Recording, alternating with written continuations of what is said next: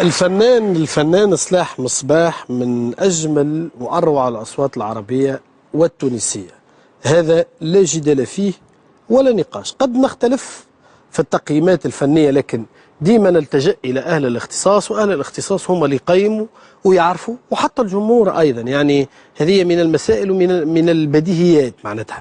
لكن ايش يعمل فنان كما سلاح مصباح في برنامج عندي ما نقول لك؟ الليلة ضيفنا في برنامج عندي ما نقول لك الفنان سلاح مصباح. زعم علاش؟ هذا نشوفوا مع بعضنا علاش. الفنان سلاح مصباح، اهلا بيك. شنو هي الحطه ابو صلاح؟ صحيح صافا لاباس عليك؟ عسلامة. اهلا بيك سلاح. عسلامة. تفضل سي سلاح. هاي من هوني هنا من هوني. مرحبا بيك. وبيك يعيشك. شنو احوالك؟ شنو احوالك انت؟ محلاها الحطه حمراء وبيضاء. اي نتاع الفريق القومي هذه. نتاع الفريق القومي والدرابو نتاعنا زاد. اي مرحبا بيك. يعيشك لاباس. اختص سيدي وخير. يعيشك بارك الله فيك. والله وجوهكم اللي اسعد. انا بيدي قالوا لي سلاح قعدت باهت معناتها. واكيد اللي شو عمل عندي سلاح؟ والله كان عندي عواده ولا فرقه ولا فاريتي تمشي. اما سلاح في عندي ما نقول لك لابد فما مصيبه. سا سي سير. c'est pas évident, hein, c'est pas aussi évident que ça, mais c'est... ان شاء الله خير. وعلاش اذا كان ثم سلاح مصباح ثم مصيبه مثلا؟ لا فنان يجي البرنامج اجتماعي يا عنده ثبات نسب بيني وبينك، يا جايب صغير من مراه اخرى، يا فما مشكله. هذا معناتها القصد اون جينيرال. يا متعارك هو ومرته. انت مع المدام نعرفكم حبايبات وتبارك الله يعني سنوات. الحمد لله كي سنوات الحمد لله كي الناس الكل. لا انت عندك عكس هذا. كي الناس الكل. شفيك مات سلاح؟ حسيتك قلت لي ما نعرفش. لا اذا كان عندي اثبات نسب مثلا نمشي نثبتوا من غادي لغادي وفي الموضوع. من غادي لغادي انت من غير ما تجي لهنا. لا من غير ما تجي. علاش يجوني لهنا؟ انا ساعه نحب نشكرك ونهنيك على الحصه هذه اللي بالحق يعني قيمتها الاجتماعيه كبيره. ربي تستر. هذا هي شغلنا صلاح. وان شاء الله من حسن الى احسن، وان شاء الله موفق. وبيني وبينك في وقت من الاوقات انا كنت تمنيت لو انا ننشط في الحصه هذه. ايش بيه؟ لازم تاخذ بلاصتي راه والله ما لا علاش لا علاش تحب البرامج الاجتماعيه انت سلاح لا انا عندي برامج اخرى في راسي. حتى في وقت من الاوقات يعني بعض التلفزيات العربيه اقترحوا علي اني باش ننشط. والله الموزيكا ما اخذت لي اكثر من عمري يا خويا. هاي الدعوه موجهه للمدير العام تاع قناه التونسيه. ان شاء الله. اذا كان يحب على سلاح مصباح خويا لزوم عندي ما نقول لك يمشي للبرنامج. ان شاء الله ان شاء الله ان شاء الله. ايوا صلاح سيدي حتى نتعرفوا على حكايتك اكثر مباشره تشاهد معايا هذا التقرير. نشوف.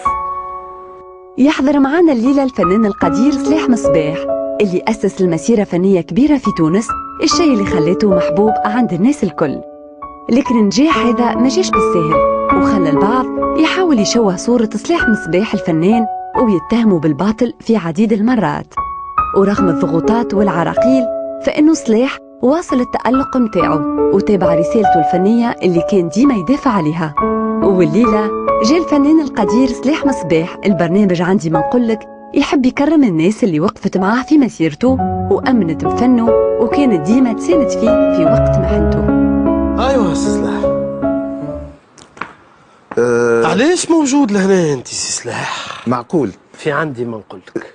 مبدئيا انا كيما التوانسه اللي تشوف فيهم الكل يمشيوا على ارض هالوطن هذا العزيز. ما نراش فرق بيني وبينهم الا في بعض اختلافات يعني بسيطه. فانا تونسي بالدرجه الاولى، ونتصور انه البرنامج هذا يأمه كل التونسيين دون استثناء. في وقت من الاوقات حبيت نوجه الدعوه لاشخاص اخرين. نتذكر وقتها وهربوا. هات نذكروا شكون وقتها حبيت تجيني عم ناول في برنامج عندي ما نقول لك، وحبيت توجه الدعوه ليهم وتنقل لك رفضوا ولا ما رفضوش؟ حبيت نوجه الدعوه للجوهر جاموسي. اي حبيت نوجه الدعوه لسفيان بن حميده. حبيت نوجه الدعوه لرشيد عمار. الجنرال رشيد عمار. الجنرالي. استنى نتذكر بدا يزورني الكبرى، نرد بالك وليت ننسى شويه. لا لا باس زاد صغير. يعني برشا ناس اخرين اللي اعتقد انهم كان عندهم حضور في حياتي، او مبدئيا كانسان، وثانيا بصفتي كمحب للفنون ولفن الموسيقى بصفه خاصه. يعني ما نحبش نقول على روحي فنان، يعني بالحق كلمه كبيره برشا. ونتمنى انه نهار نشوف روحي في قائمة الفنانين بالحق. هذا أملي طموحي في الحياة. المهم ما جاوش، ولكن اليوم علاش جيت باش نقول لك باش ما نطولش عليك. اليوم جيت لأنه ثم شخصين اثنين اللي بات من واجبي أني نشكرهم على الملأ. انت تعرف اني من نتواناش لحظه اني باش نقول للمسيء اسأت علنا، يعني ما لا انت معروف في هذا. طيب وحتى في وقت من الاوقات لما كنت في قناه الاخرى، في الله لا يعاود علينا معصيه ان شاء الله يا ربي. معصيه وقت اللي حكيت معاك نشكرك زاد على الحصه هذيك الكبيره برشا. لا بالحق نشكرك، لانه في الوقت هذاك في الظرف هذاك كان يتفرض على المنشط شيء كبير، مش شيء يعني قسط كبير من الشجاعه ومن المجازفه، وانت جازفت بالذات معك انت. وما نخبيش عليك سر سلاح. استضافه سلاح مصباح في التلفزيون كان يحتاج الى ترخيص مسبق. هذا سواء كان من مدير القناه اللي يرجع بالنظر الى مديرين اخرين ولا الى اشخاص اخرين، يقول لك ايه والا لا. وياما من مناسبات ترفض العديد من الاسماء بالضبط لسبب لزوز اسباب. يا سبب متعلق باداره القناه، والا من فوق خارج اداره القناه يقول لك لا ما تجيبوش السيد هذا قبيح ويتجلطم ويتكلم في كلام مش باهي، لا ما تجيبوش. هذا صار الكلام اللي مش باهي. نحكي لك فهمتك. وتتفكر معاك انت تتفكر وقتها شويه اللي رجعنا للفندق انا وياك. شهر مشينا للفندق ما نحكيوش خير. خلي لا يقول لك كل يوم مناضلين وثوريين. لا انا شوف المهم انا جيت لهنا اليوم لاني لاني مناضل ولاني ثوري ولاني بالعكس. انا خويا كنت انبطاحي درجه اولى. لا اي باش نقول لك انا كنت انبطاحي درجه اولى. انا كليت من النظام اللي فات لين فمي تسكر ما عادش ما تعرفش شكون اللي ما يتكلمش، اللي يبدا يمضغ لين ما عادش نجم نتكلم. خذيت الديار، خذيت الهناشر، خذيت الشهرة، كل شيء جاني من النظام القديم وأحييه. واضح. كلام كيما هكا سيدي تعب. أنا تعب بطبيعتي. أنت قلت لي قبيلة كلمة، قلت لي كانت تجي قرارات من فوق. نحب نعلمك أنه فيما يتعلق بشخصي على الأقل ما نعرفش الآخرين شنو اللي صاير معاهم، وإنما فيما يتعلق بشخصي اليوم بعد أحداث 14 جانفي نفس القرارات قاعدة تجي من فوق. والتعتيم شو توا عليك انت بطبيعه الحال. هو انا ما كلمني حد، ما شاورت حد، وما خلي حتى واحد. لا انت ما تقلق حد. علاه ما نقلق حد؟ تو نحكيو فيه من بعد. لا توا شو ما نقلق حد. انا قلت ما توا قبل كي كنت نقول سلاح مصباح يقول لي لا ارخيك منه فك عليك خويا عمل لنا مشاكل. توا ما قلت لحد انا توا تفهم فيا؟ ما فماش مشكله وباش يتعدى هذا كله يعني. لا تو في قناتكم على فكره في قناتكم يعني بارك الله فيها انه بعد احداث 14 جانفي حضوري كان طبعا كان بارز بارك الله فيكم. وتحيه كبيره برشا، تحيه كبيره برشا لسي الفاضل بالدرجه الاولى اللي هو بالحق يعني رجل فاضل. ومن اعماقي من هنا نقول تحيه لسامي ونقول له يا سامي ربي يفرج عليك بالحق.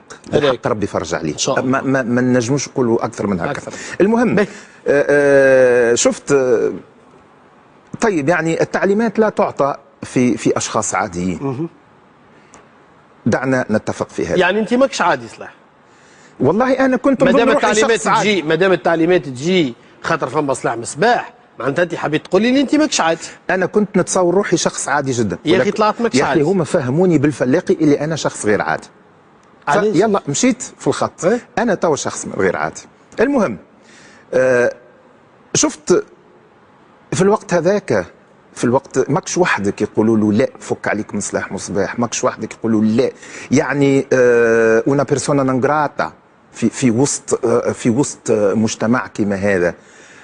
بل بالعكس ثم حتى شكون ناس قالوا كيفاش نلقاو انه نمسحوا الاسم هذايا من الذاكره نتاع الشعب التونسي. والله تعرف سلاح، سامحني باش نقاطعك، ثم ناس انت تعرفهم انت اكيد تعرفهم. انا لا نعرفهم، اما انا نعرفك بالكدا. وساعات نتعارك انا وياك راه. برشا انا وياك. وساعات تعمل لي عمايل أي. وحدك. اي لا وندور انا نعرف معدن سلاح مصباح. الراجل هذا رجل طيب مثقف متمكن، تطلع له ساعات النعوره شنو بكل عنده مواقف يا خويا يا خوها يقول هذا عجبني هذا لا هذا لا هذا لا. فما ناس نعرفهم شو يقولوا سلاح مصباح كي دون كيشوت. اكيد تعرف دون كيشوت. دون كيشوت هو اللي حارب في طواحين الهواء ويتوهم ويتوهم ان له اعداء، والاعداء ولا جنون ولا شنو هما اللي حركوا في طواحين الهواء. هذه اسطوره دون كيشوت. يقولوا سلاح مصباح يتوهم في اعداء ويحب يعمل المشاكل وشر يشبوك وهذه كل مسبب له المتاعب هذه كل. انت كخويا نقولوا لك الكلام هذا قدام الناس نقولوا لك تفهم فيا خير من اللي نقولوا في التراكن سلاح. وتعرف ردك على الناس هذوما شنو؟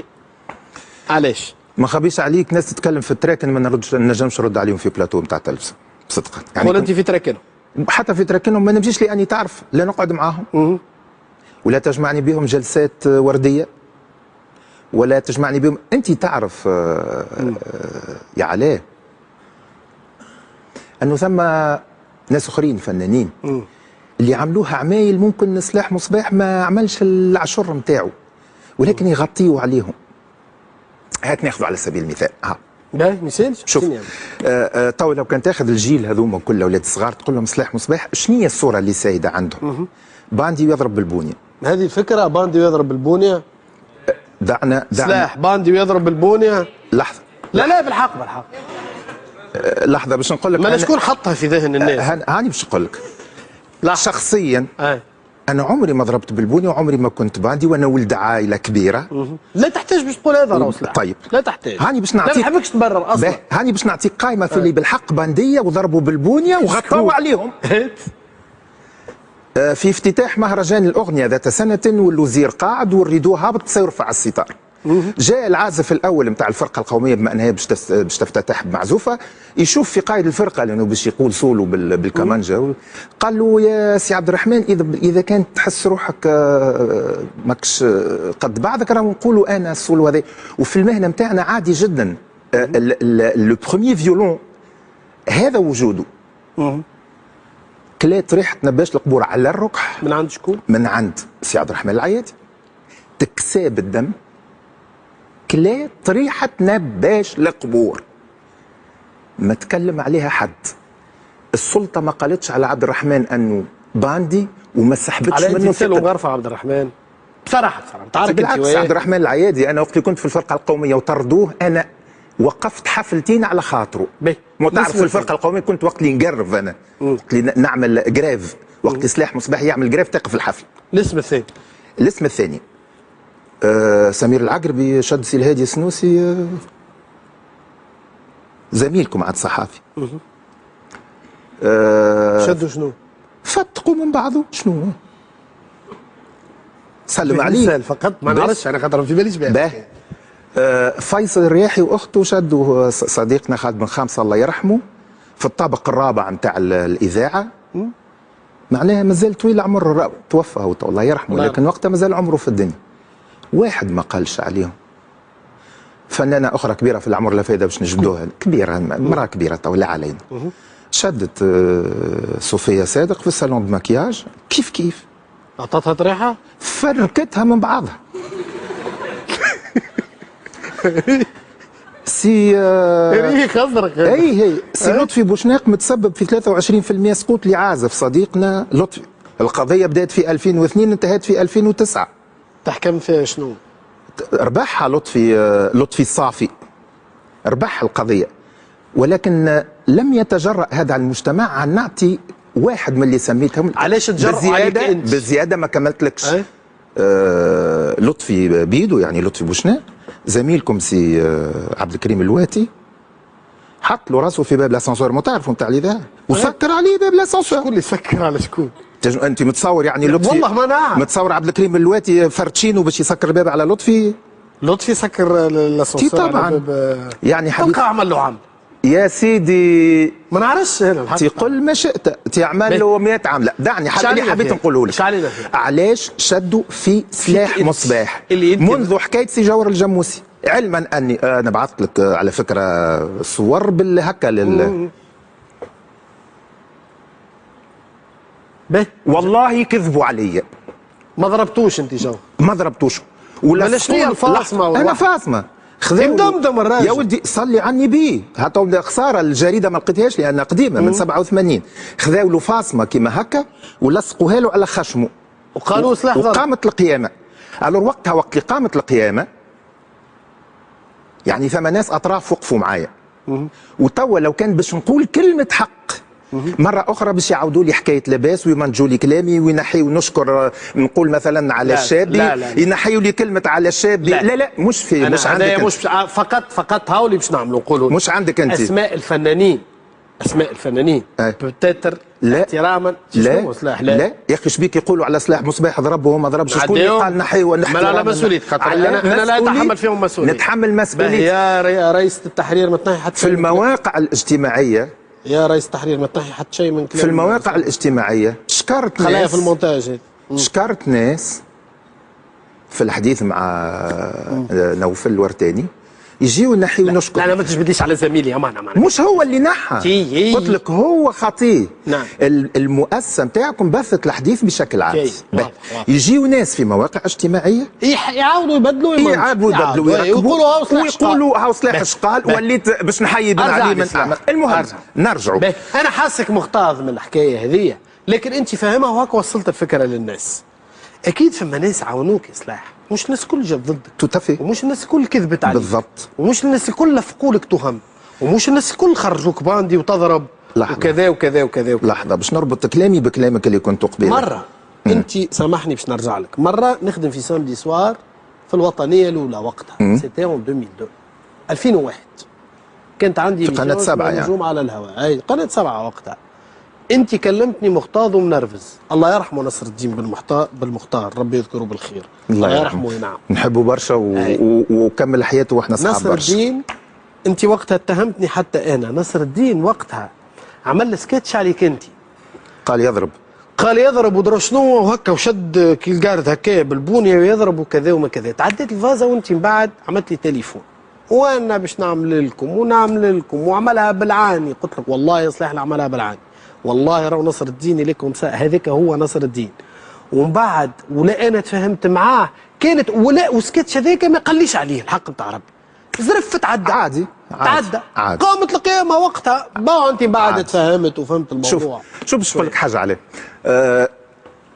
وقت لي واحد شخص يقول كلمه يوجهها ل 10 ملايين ناس، الوقع نتاعها حتى كي تقسموا على 10 ملايين الوقع نتاعها يخف.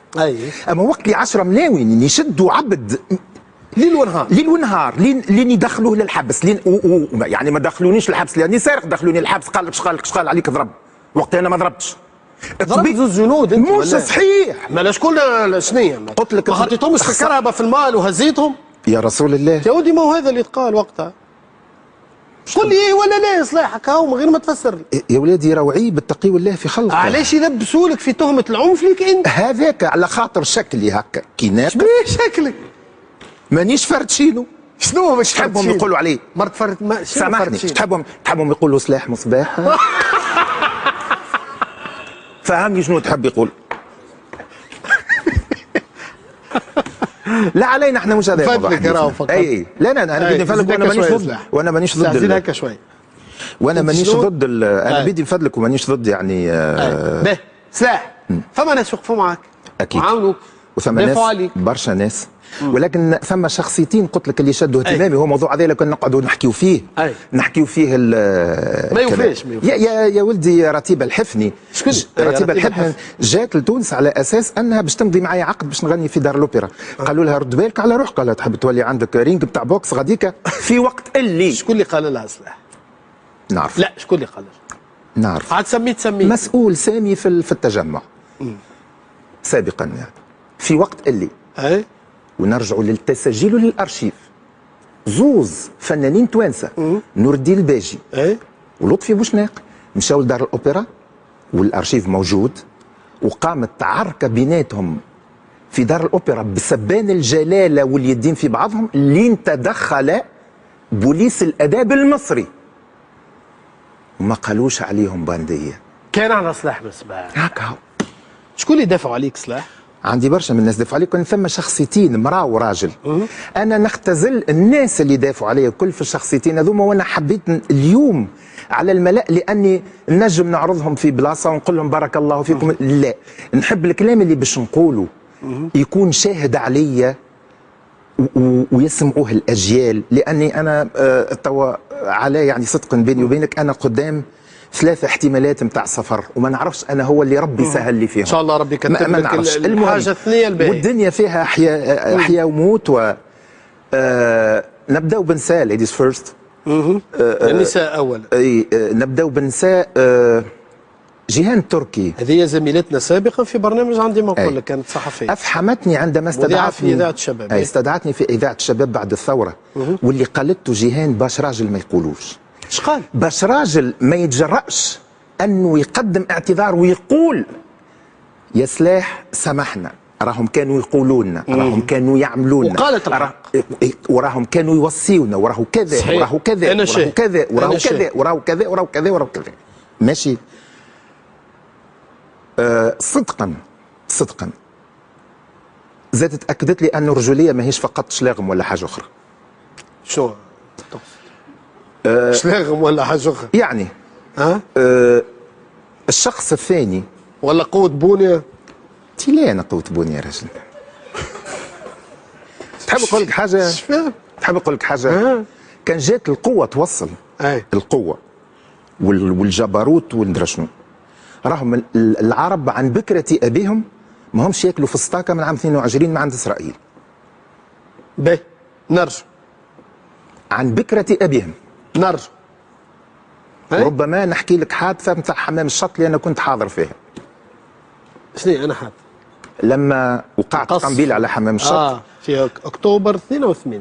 ما لقيناش حتى صياد نتاع ارانب الاخرى يعمل هكا ضربه في الهواء باش يقولوا والله التوانسه عندهم شكون يخبص. طيعه في افكانز ولا في ساز بمقرونه. لا يا رجل دعنا، انا وقت نخدم مضيف والرحله نتاعنا تاخرت، كنا طالعين للبورما وشفنا كل شيء وسمعنا كل شيء من الكوكبيت، يعني مش هذا المشكل. الشخصيه الثانيه اللي نحب نستدعاها شكون؟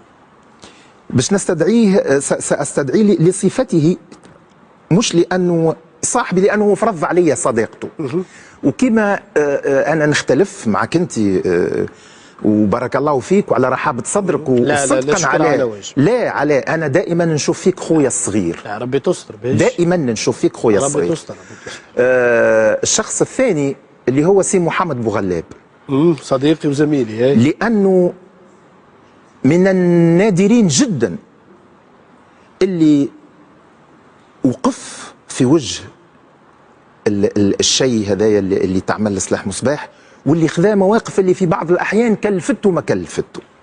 بطبيعه الحال ثم ناس اخرين، انا لما نقول جيهان التركي نقول معاها اختي فاطمه الكراي، عبد الله الكراي. نقول معاها فريق النسائي نتاع لوطون، نتاع جريده لوطون. نقول معاها الفريق النسائي نتاع جريده لو غونوفو في الوقت هذاك، درة شمام. هذوما ناس وقفوا معايا، ولكن لا حول لهم ولا قوة. وقت نقول محمد بوغلاب نقول رؤوف المقدمي، عبد الرؤوف المقدمي. نقول شكري البصومي اكيد. نقول برشا يا ربي ان شاء الله ما ننساش اصدقائي، ان شاء الله يعذروني، ان شاء الله يعذروني. مثالك اللي تتذكروا قوله لي بعد. اللي نتذكروا بعد. دونك عندنا جيهان التركي ومحمد بوغلاب. لو كان جاو في كلمتين ايش باش تقول لهم يا سلاح بالمختصر المفيد؟ سوف لا اجد كلمات الشكر في كل الحالات. نشوف شنو اللي بصير. صدقا والله ما نعرف. يعني ما تعرف، انا مثلا كي نطلع نغني انا ارتجالي، انا يعني ثم شخصيتين في تونس يغنيوا ارتجالا اللي هما لطفي والعبد لله. صحيح. يعني الحمد لله احنا من مدرسه الشيخ والمريد، احنا رثينا الركبه عند المشايخ باش تعلمنا، ما تحضرناش في التلفزه يعني حافظوا. واضح. على كل ان شاء الله لينا نتمكن من انه الزميله جيهان التركي نتمنى وزميل محمد بوغلاب يكونوا موجودين الليله في البرنامج. نتمنى من كل قلبي. الفنان القدير سلاح مصباح جاء الليله البرنامج عندي ما نقول لك، قال انه تظلم، قال انه فما برشا ناس وقفت ضده. انا بيرسونيلمون كنت شاهد على العصر على الاقل لمده 16 17 سنه في تجربه تلفزيون وراديو. صحيح كان البعض يقول لنا السيد هذايا ما تجيبوهش، فك عليك منه، راهو باندي، راهو خليقه، راهو يضرب. والا اذا كان ما يقولكش هذايا ما تجيبوش وكهو فك علينا ما نحسه يقلق يتكلم ياسر ويعمل في برشا مشاكل. هذايا انا عشته وتلقيت بعض التعليمات في هذايا، رغم هذايا نقول اني ضيفته اكثر من 10 مرات او 15 مره، هذا بدون ادنى شك، في جل البرامج التلفزيونيه اللي عملتهم. يقول قائل بطل خيانه نجيب فيه وهما يقولوا لي لا لا، وين نلقى زرف على الحق نتاع ربي، وين نلقى ثنيه نضيفه ونعيط له باش يجي في البرامج اللي كنت نخدمها. على كل الليله جاي يكرم في زوز اسماء اعلاميه يحب يرجع لهم الاعتبار ويقول لهم بارك الله فيكم. الزميله جيهان التركي كانت زميلتنا في فريق التحرير في برنامج عندي ما نقول لك 2009 2010. ايضا الزميل محمد بوغلاب منتج بالقناه الوطنيه الثانيه وزميل صديق وعزيز ايضا. نشوفوا اللحظات الحاسمه في الاستوديو الفرعي الثاني اشكون اللي جانا في برنامج عندي ما نقول لك مساء الخير. مساء الخير. اشكون جاب حذانا يا سي سيدي؟ محمد بوغلاب. مرحبا بك. وبيك شكرا. مرحبا بك سي محمد. متوتر ها؟ لا لا لا، اما نستنى معنا. استنى يا محمد يسمع محمد ولا ما يسمعش. ما يسمع. قل له قال لك علاء. ايوه جيت في نهار وحصلت عندي يا محمد. نعم سامحني. قل له قعدت وحصلت عندي انا. قال لك علاء راك قعدت وحصلت عندي انا. مش من عادتي نحصل راهو. ما تحصل كثير عندي كبوه ان شاء الله ما تكونش هذه كبوتي. لا فادي تكون. ثم كان الخير ان شاء الله. دونك تهبط معي تشوف شكون مستدعيك. تفضل سي محمد. اوكي شكرا.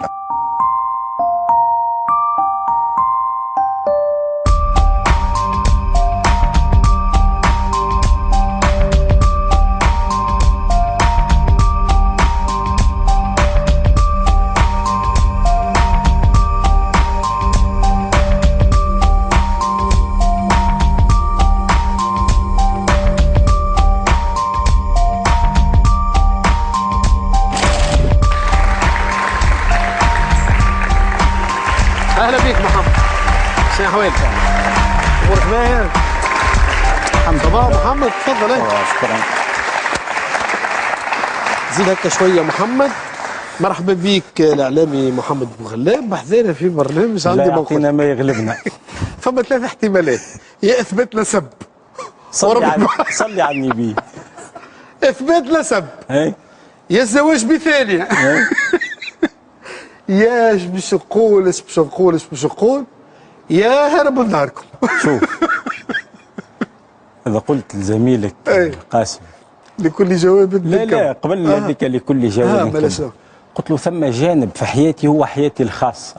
منطقه محرمه. نعرف هذيك بيني وبين اللي خلقني. انا نعرف هذا. شوف لو يطلع لقيت اي حاجه معناها قلت تغادر. لا لو تطلع حاجه تهم حياتك الخاصه انا بدي نسمح لك بالمغادره. عندكش فكره يا سي محمد الليله شكون ينجم يكون استدعاك في برنامج عندي ما نقول لك؟ أنا آخر وضعية توقعت نفسي نكون فيها هي الوضعية هذه. باهي شك. انت شبيك خايف؟ لا مانيش خايف. لا محمد صدقني مانيش خايف. حاسك أنا في مزاجي ما نحبش المفاجآت وما نحبش هاك الأسلوب بتاعي. يقول لي واحد والله عندي ما نقول لك، عندك ما تقول لي ابدا قل لي شنو وبعد اعطيني التفاصيل. خلينا نبعد اخويا من جو الاستضافات واحد. يا اخويا نشاطاتك هالمده الاخيره في الوطنيه 2 هكا ولا؟ هذه تدخل الحبس نشاطاتي. قل لي نشاطاتك اش عندك هالايامات؟ شنو اش فما في الوطنيه 2؟ يعني هنا يعني اشارك في برنامج. تنتج ولا؟ لا اشارك في برنامج الزميل ابو بكر بن عكاش. الزميل ابو بكر شكرا على الحضور. شكرا على الحضور ككرونيكا. اي عمل جيد. وكالعاده يعني في الاذاعه مبدئيا يعني لان ياتي ما يخالف ذلك. انا رئيس تحرير مجله الاذاعه. لا باس معناتها سافا. لا باس سافا الخدمه ماشيه الكل لاباس. تتابع كل شيء مريكل. يعني هذا ما يمنعش انه نقول لك في شكون تشك الليله ينجم يكون استدعاك في برنامج عندي ما نقول لك.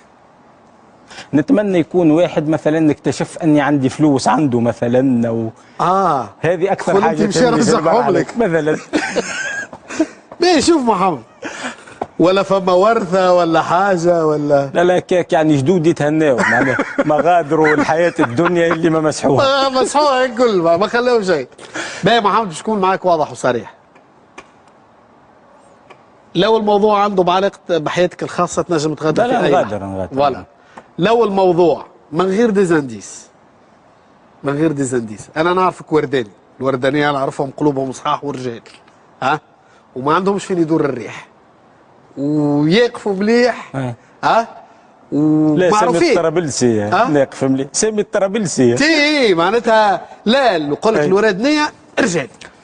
هاي يا خويا نحبك تكون في حجم هاللحظه هذه. شوف معايا شكون اللي استدعاك والا استدعاتك الليله في برنامج عندي ما نقول لك. صلاح مصباح اخر مش نقول لك اخر شخص ما توقعتش، ما توقعتش، خاصه انه هو لابس الاحمر هيك. لا صلاح ما عنديش برشا من اللي شفته. ما قالكش؟ صدعني راسي قال لي كل شيء الا هذه، الا هذه. كسر لك راسك بحكايته. يعني نتفكر اخر جمله قلتها له، قلت له صلاح تعرف من وقتاش اني متحملك؟ من عام 95. قلت له لو الدنيا يعطيوني وسام على صبري عليك. على صبري عليك.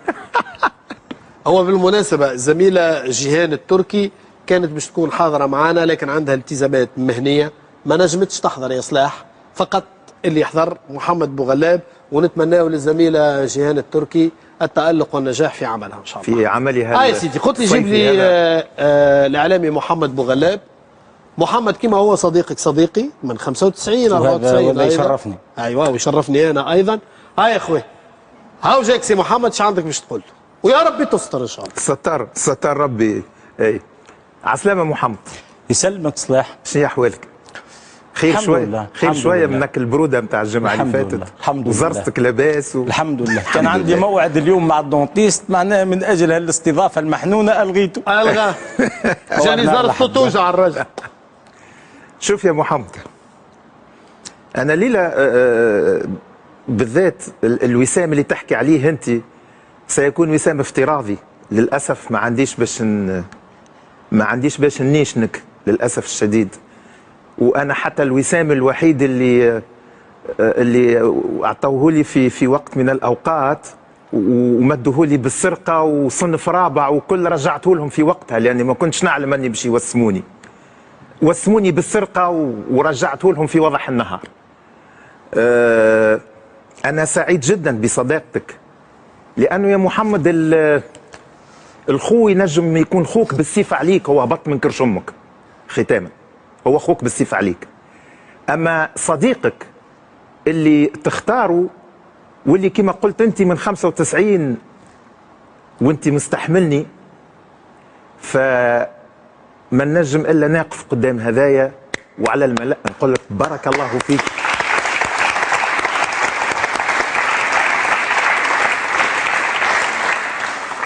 لاني لمست فيك الوفاء ولمست فيك إخلاصك للصداقة ولمست فيك الرجولة التي يتشدق بها البعض في يومنا هذا للأسف الشديد. ولو كان جات الرجولة عبد كيفي وكيفك كنت اليوم نستدعاها لهالمنبر هذايا ونواسيها ونقول لها الله غالب الله غالب، ما نجم نعملوا لك شيء. محمد انت ربما تختزل شيء من سلاح مصباح في ذاكرتك كم من ذكرت سلاح من مصباح. انت الوحيد الذي يتحدث عن مواقفي علنا، انت الوحيد تكاد الذي دافع عني بشراسه، وكلمه شراسه نعرف في البلاد هذه ما يحبوهاش. لو كان الله لا يورينا مكروه، لو كان نهار نخرجوا في حرب تو لموا الرجال الكل اللي يمشيوا وحيده وحيده ماشيين للحرب. كلمه شراسه تقلق. صديقي كم تعددت فيك الميزات التي احبها واحبذها شخصيا. ولكن توا علاء سالني قال لي كيف باش يجيو جماعه باش تقول لهم، قلت له قد اعجز عن الشكر، وانت تعرف جدا اني لا اشكر بالفم، بل علمتني الايام وعلمني والدي رحمه الله ان اشكر بالفعل. فهذا شيء من اللي انا حبيت نقوله لك، هذا قطره من بحر من الاشياء التي تنخرني من داخلي، ونحب نقولها لصديق ومن خلالك انت حتى اكون صادق معك كما تعرفني. لاصدقاء عده هم ليسوا كثيرون للاسف الشديد، ولكن المجال هذايا ما يسمحش باش يستقطب اكثر من شخصين يعني بالياسر، وانت تعرف يعني تقاليد البرنامج والى اخره. كما ايدي في يدك نلتمس عذرا لجيهان التركي، وانا نعرف انه مسؤوليتها اليوم على في المكتب الصحفي لمهرجان قرطاج قد تحول دون حضورها، ولا الومها على ذلك ولا اعاتبها حتى العتاب، ولكني اغتنم الفرصه باش نقول لها يا جيهان، راك في وقت من الاوقات كنت رجلا والرجال قليل. واضح. سكت محمد مدام صلاح. يعني وثم انه ما عندناش احنا ثقافه الاعتراف، ولو انه معناها يحرجني اني معناها ما نعتبرش نفسي معناها جدير بانه نكون هيك على الملأ موضوع يعني الحديث.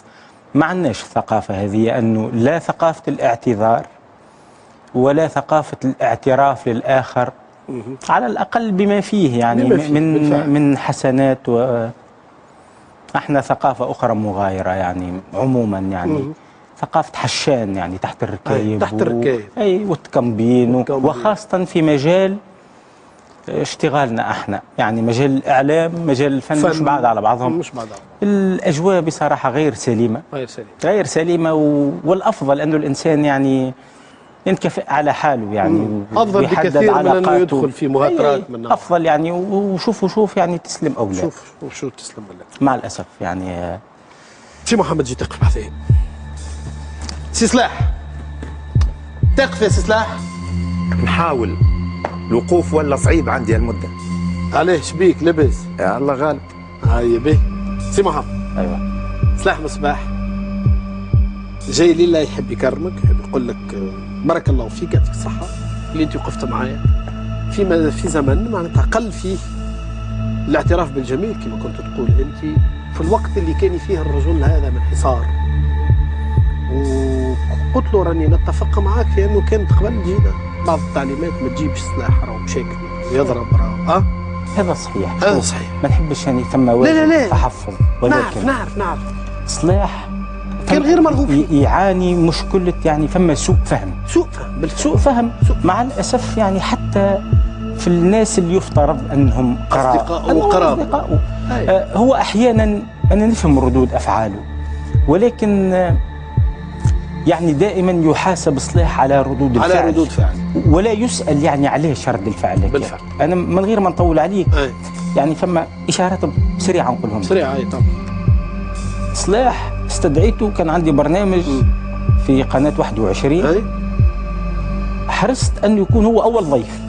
شوف أقنعت الإدارة بالسيف بطلوع الروح. جاء صلاح وسجدنا الحص. تعرف شو عمل صلاح بعد؟ مشى للإدارة قال لهم تتعدى الحصة نشكي بيكم. عادي بيشك. عملها معانا مرتين قرابة سنة ما نتكلموش.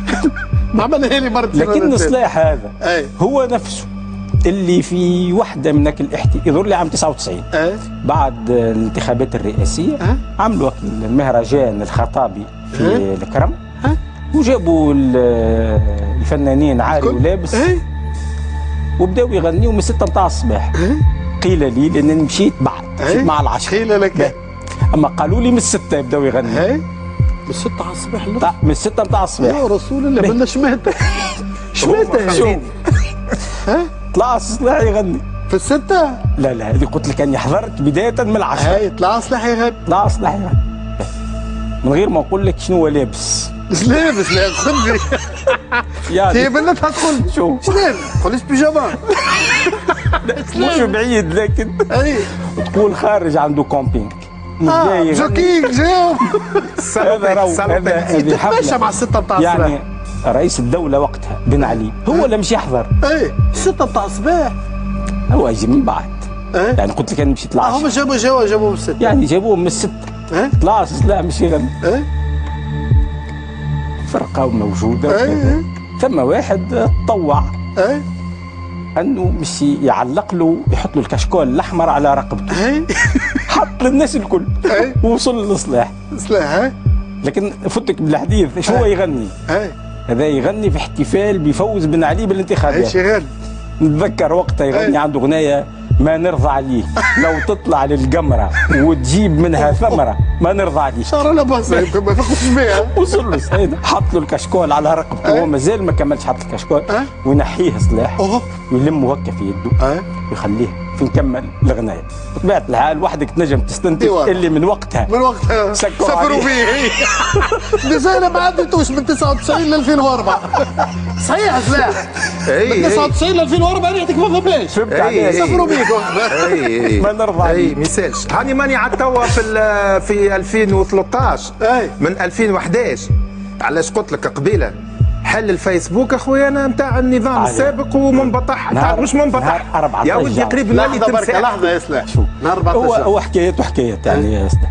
نهار 14 جانفي يعني قبل يعني نهار 13 في الليل جاني اس ام اس من صديق مخرج سينمائي قال لي غدوه عندنا وقفه احتجاجيه قدام المسرح البلدي.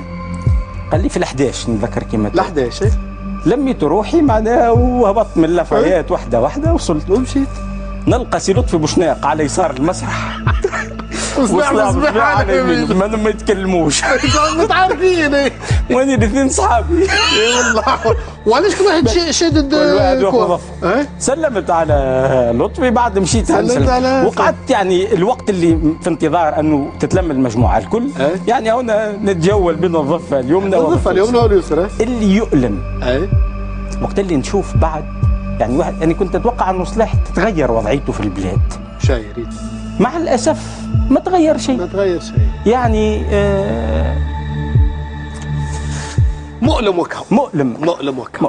سؤالي ليك يفتح هذا الستار. يمزق الستار.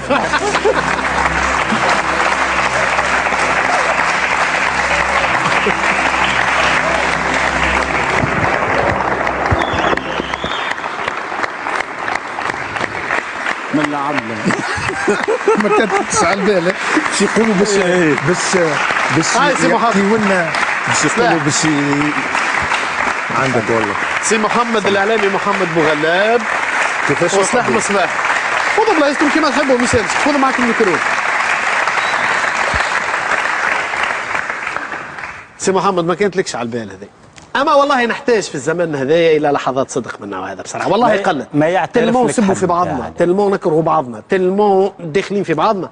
سرار باش تلقى انا حتى صلاح كي جا اقترح عليا والله قلت والله صلاح بالحق والله عنده دي زيدي معناتها ينجموا يتحققوا. هو مشكلته في لي زيدي. يا ريته ما عندوش افكار. بالحق هو يا ريته ما كان جات ما هي المصيبه في افكاره هو. تعرف باش نقول لك حاجه. خلينا يعني احنا تربينا واحنا صغار انه رد بالك من هذاك ورد بالك مثلا رد بالك اليهود غشاشه. كسكروت ما تشريهش من عندهم راهم غشاشه. يا سيدي بالحرام اللي غشوني المسلمين لا غشوه لي اليهود. لا صدقا يعني هذا يا سيدي شئنا ام ابينا هذا من اهل الكتاب. هذا من اهل الكتاب. انا مانيش نحكي على اسرائيل ولا انا نحكي على ضمنت مش تتهم بمعاداه الساميه. لا عندك نقطه ايجابيه اليوم الحمد لله. فاليوم لما اليوم نستدعى محمد كان بيودي انه تكون جيهان على غالب جيهان على غالب ولكن انا نقدر هذا اعمل شويه تعديلات وشوفني جيهان. ما عادش نكلمك. شوف وقت اللي توا حسب معناها ما قلتوه بارك الله فيكم وثم شخص اخر باش نكرمه ونتمناه يعني بدون ستار نتمناه انه يجي يقعد بجنبي. شكون؟ اللي هو انت. لا لا بالحق. شوف انه انا راهو كيما محمد وكيما جيهان يعيشك. وقت اللي كرمت محمد كرمتني ما نحبش نجحد عليك هذا. عاد وقت اللي كرمت جيهان راك كرمتني انا، ولا نحن فرد جيل كنا مع بعضنا. الحمد لله. دونك الحمد اذا لله. اذا كان محمد كرمته، محمد يمثلني بدون ادنى نقاش، وجيهان كيف كيف. الحمد لله. معناتها استضافه حضورك في الليله في عندي ما نقول لك هو بالفعل تكريم لي انا اصلا، كما انا نجم نكون بحذاك وانك انت كرمتني كيف كيف سلام مشون. بارك الله فيك. بارك انا الله اعتبرني فيك. انا اذا تسمح لي يعني يمكن بصرف النظر عن وجودي يعني كشخص، ولكن ربما الرساله الاهم من هذا انه شنو طبيعه العلاقه اللي يلزم تكون بالضبط بين الفنان في تونس والاعلامي. انا يؤلمني انه نشوف يعني هالحروبات الصغيره يعني وهيك المنطق نتاع يعني صحافي نشريه بكسكروت وفي نفس الوقت زادك النظره المتعاليه يعني للصحافي او المنشط وكانه هو يتحكم في باب الرزق، يعني بالضبط. انه يعدي المطرب هذا او ما يعديش، يحسب الاخر وما يخليش الاخر حتى للاجلال. هذا شوف هو وضع غير سليم، لانه الوضع في البلاد بكلها غير سليم. صحيح. محتاجين شويه تواضع الاطراف الكل. يعني صلاح يمكن شئت الظروف أن تولي ثم علاقة إنسانية، ثم معناها بحكم الموقع اللي كنت فيه في إذاعة الشباب، ثم يعني مطربين يعني كانوا في دار الحق يعني متوفين، لكن كنت نحرص أنهم يتبرمجوا حاضرين، لأنه نعتبر هذا كواجب. كان البعض يفسر يقول لك يبرمج اصحابه. اصحابه يعني كي لا هكاك محمد خلي يقول اللي يقول. كان واحد باش يسمع مش طبيعي مش طبيعي انه تكون العلاقه متوتره بين الصحفيين والاسره الفنيه والثقافيه في تونس. يلزم تكون ثم تواصل، يعني مش مطلوب نكونوا اصحاب طبعا، لكن يلزم ثم تواصل وحد ادنى من الاحترام، لانه في النهايه ثم الثقافه التونسيه يلزم يكون عندنا اسهام فيها. شوف يا علاء، انا حياتي كامله نحارب، واللي يزيد يوجعني اكثر انهم يستخسروا فيا الحقيقه هذه. بما معناه اني حياتي كامله ندافع عن اعلام جيد وسليم. انا كفنان ما نجم نرتقي بفني وما نجم نكون ناجع بفني الا بحضور اعلام سليم. انا حاربت باعلى صوتي وسائل الاعلان، ولكن عمري ما كنت ضد الاعلاميين، بالعكس كبار الاعلاميين في تونس من الناس اللي يحترموني ونحترمهم ونحترمهم. واليوم من المنبر هذايا نتمنى انه اليوم بعد هالحفله التنكريه هذه اللي سماها ثوره، يعني صدقا اصبحت حفله تنكريه ستنبال مسكين، سماها ولاد احمد ثوره الكلافس مثلا. اي ثوره الكلافس. شوف يا عيش خوي، عملتوا لي سبوت. لا بالحق حاجه بيودي لو كان الاعلاميين اليوم يقفوا وقفه نتاع رجال الفن بلادهم. طبعا راهو شو انا بعثت رساله مفتوحه على الفيسبوك لنقيب الفنانين في مصر والوزير المعارف في لبنان، وبعثت لسراج الغنوشي، وبعثت ايضا للوليد بن طلال بما انه هو روتانا ملكه. قلت له عليك بتقوى الله يا سي الوليد يا بن طلال، راهو بوك راجل وسيد رجال الله يرحمه، راهو شد علينا هالذر اللي مسايبين وقت اللي كباريهات تتسكر في لبنان 7 متاع الصباح يحلوهم لنا في الاذاعات الاخرى في تونس. ماهوش معقول في تونس بلاد شوف تونس بلاد خير الدين باشا، بلاد حنبعل نقصد حنبعل القائد العظيم. لا انت ايش مشي في بالك كنت نقصد؟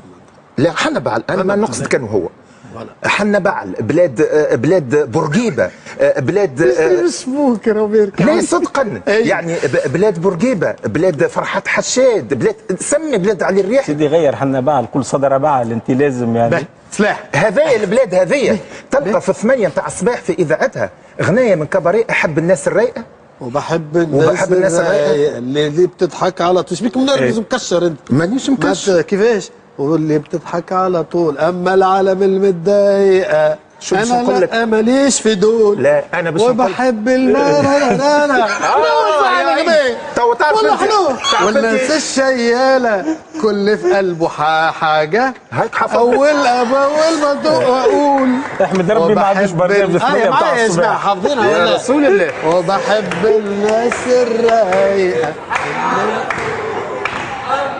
على من متضايقة أنا لا ماليش في دول 7 في 7 بقداش؟ في 7 7 في 7 قداش؟ في 9 هيا سمعنا خويا سمعنا نفدك ورا لا نفدكم. هاي سمعنا حويجة أصلا. أنا نحب نغتنم الفرصة باش نسمعكم حاجة اللي ربما تحكي عن سلاح مصباح ولا مش أنا وحدي، جزء منها سلاح. هاي بصراحة عيبي الوحيد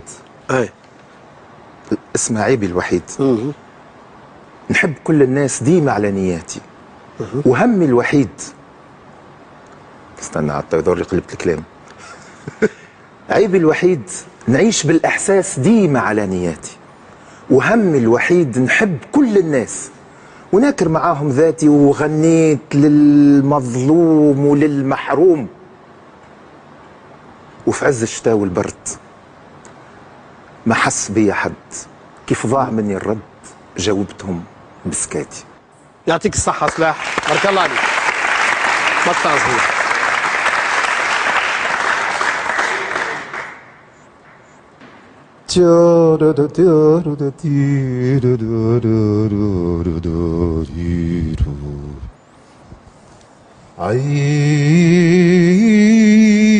عيبي الوحيد نعيش بالإحساس ديما على نياتي وهمي الوحيد نحب كل الناس ناكر معاهم ذاتي وغنيت للمظلوم وللمحروم وجمعت شمل احباب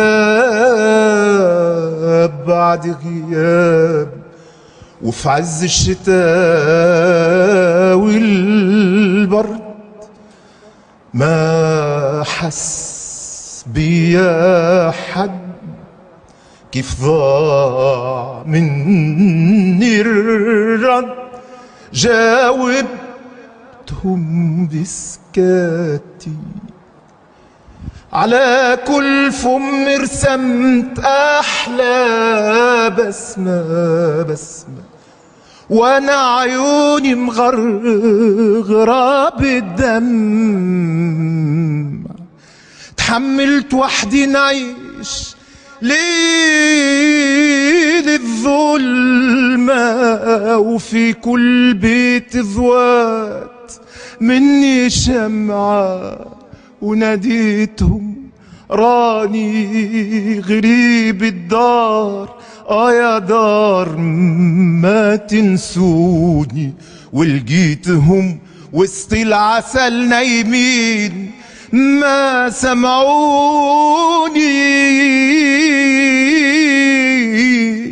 كي يجي الليل نخاف من غربتي ومن وحدتي يا ربي كي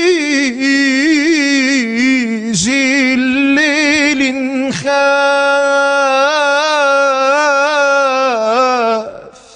محتاج حد يكون ديما جنبي ومن كثرة جروحي صابت عليا روحي ويضيق بيا الحال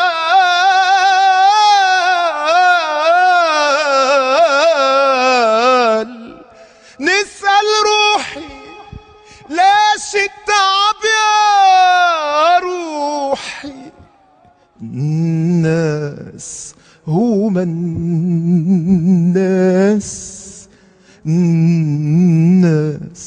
هما الناس زايد تعبي يعطيك الصحة سلاح يعطيك الصحة بارك الله عليك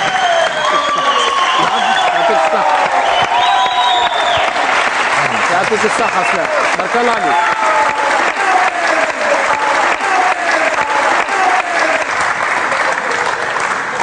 شكرا لك سلاح على الحضور العفو. معنا في برنامج عندي مقلب. العفو.